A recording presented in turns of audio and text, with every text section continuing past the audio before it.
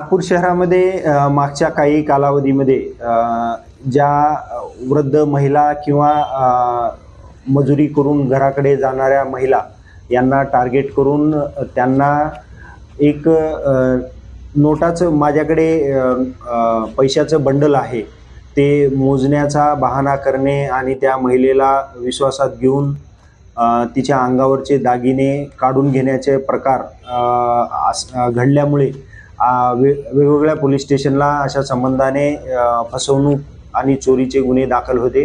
या गुन्ह्यांचा एकत्रितरित्या गुन्हे शाखा यांच्याकडून तपास सुरू होता.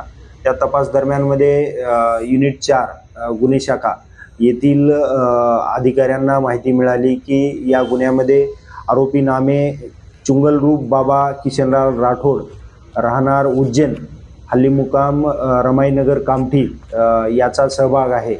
यावरून नमूद आरोपीचा शोध घेतला आणि त्याला विचारपूस केली असता त्याच्याकडून पोलीस स्टेशन सीताबर्डी, तहसील पाचपावली, वाडी आणि सक्करदरा या पोलीस स्टेशनला दाखल असलेले एकूण 6 गुन्हे उघडकीस आलेले आहेत.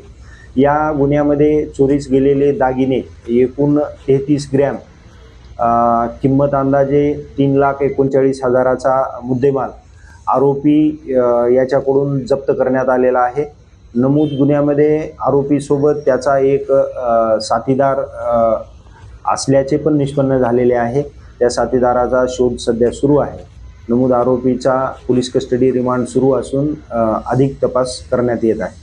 सदर गुन्ह्याचा जो तपास आहे हे माननीय पोलीस आयुक्त, सहपोलीस आयुक्त, अपर पोलीस आयुक्त गुन्हे, त्याचप्रमाणे गुन्हे शाखा DCP Shri Makanikar sir, ACP Shri Patil sir यांच्या मार्गदर्शनाखाली युनिट क्रमांक 4 गुन्हे शाखा येथील स्टाफने सदरचा गुन्हा उघडकीस आणलेला आहे.